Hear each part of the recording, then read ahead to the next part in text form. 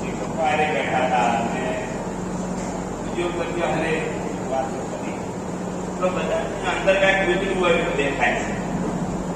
અને આ વાત એવી છે અમે જનકભાઈ એટલી મહેનત કરી છે, ઝડપથી જાય, ઝડપથી બધા માનવમાં જાય. હવે આ પહેલો આખા ગુજરાતમાં પહેલો તાલુકામાં વર્ગ છે. તાલુકામાં નથી, આમ શહેરમાં બહુ દેખાયા છે, તાલુકાનો વર્ગ આ પહેલો છે.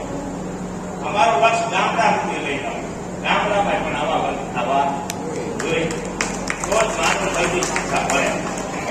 દાદા દાદો અત્યારે નુકસાન ખેતીમાંથી જે કરે છે, જે ઝેર ખામીને જે ઝેર ખોરાક ખાય છે, માનવ બચવાનું નથી.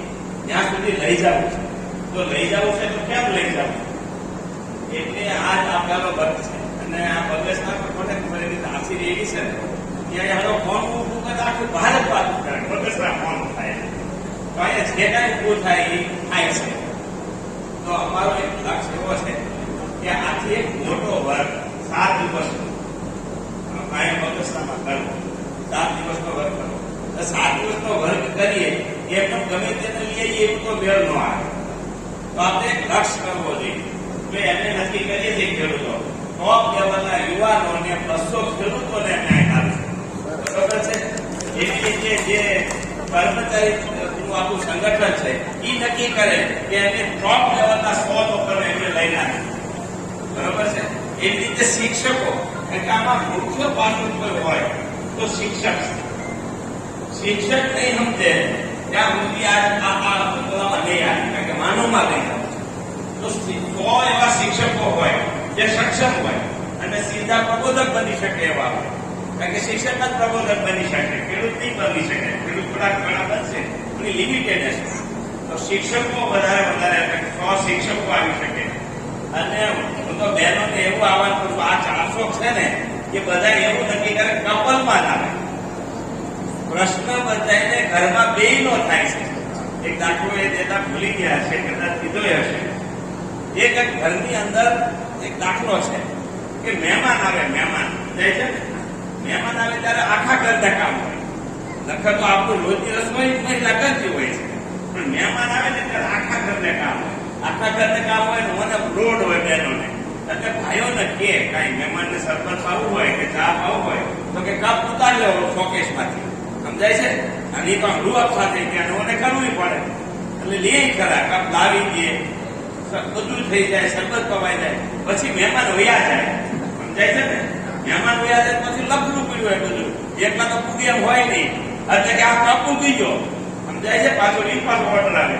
હવે ભાગે તો કોઈ લેતો હોય નહીં. આ બધીમાં ક્યારેક કોઈ સીધું હોય ત્યારે લે, એમાં એકાદો કપ પડી જાય. સમજાય છે કે? અને મોકા ઉપડે એ કામ સીધું હોય થાય નહીં, મોનો પીતો હોય જાય. એટલે ઘરમાં જે ડખા આવે છે એ અહીંયા આવે છે. બીજેથી જ પાછળ ઈ જ કપ લેતા બેનથી ફૂટી જાય. સમજાય છે ને? તો કે સકન થયું. સમજાય છે આ વાત? જે ઘરમાં જે તકલીફો ઉભી થાય છે, બેયના વચ્ચે તકલીફો ઉભી થાય છે, એનું નિવારણ છે એ જીવન વિદ્યા છે. એટલે બહેનો પણ નક્કી કરે કે અમે આવતી અમારે એક બેન તો જાગૃત થઈ ગયા અમારા. હા, બગસરામાં કઈ રીતે શિબિરનું આયોજન હતું 3 દિવસ માટે? અમે બગસરાના બાલુભાઈ અને અમારા દેવચંદભાઈ એક વડોદરાની શિબિરમાં ગયા. અને આ શિબિર તો ઘણા વખતથી લેતા હતા જીવન વિદ્યા, પણ અમારે બગસરા સેન્ટર એટલે બગસરા તાલુકાનું ગોઠવી હતી. એટલે અમે ફરિયાદ કર્યું, ફક્ત 4 દિવસમાં 5 દિવસમાં ફરિયાદ કર્યું અને સીધું જનકભાઈની તારીખ લઈ લીધી. અને અમે બધાએ ભાગ પાડી લીધા. ખેડૂતોને લાવવા હોય તો હું લાવું, દેવચંદભાઈને લાવવી હોય તો મહિલા લાવે, અને કર્મચારી મંડળ તરફથી જેટલા નિવૃત્ત કર્મચારી હતા એની આખું મંડળ તો એ લોકો એને લાવે. એમ કરીને અમે આ આખી શિબિરનું આયોજન કર્યું છે. જીવન વિદ્યા શિબિર એટલે માનવને માનવ બનાવવા માટેનું આખું યોજના છે. આખા જગતને જો આમાં નહીં લઈ જઈએ પૃથ્વી બચાવવું કઠિન છે.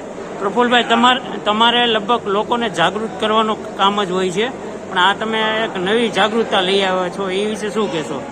હા, આ એક નવી જાગૃતિ છે. કારણ કે અત્યાર સુધી બધી ધર્મની ભક્તિ શિબિરો ખૂબ થઈ છે, પ્રાકૃતિક ખેતીની શિબિરો પણ ખૂબ થઈ છે. પણ જ્યારે માનવ પોતાને પોતાની માં માનીને ખેતી ન કરે, એટલે કે એને માનવતા ન આવે અને હું જેને ખોરાક ખવડાવું છું એમાં માનવતા ન આવે, ત્યાં સુધી આ બધા કઠણ નથી. અને જીવન વિદ્યા એક એવું સ્તર છે કે જેને માનવને માનવ બનાવી શકાય છે. અહીંયા શિખામણ નથી, કોઈ વ્યવસ્થા નથી, ખાલી વાત મૂકવાથી બધાના મગજમાં પકડાઈ જાય છે. એટલે આ ઉત્તમ શીખ.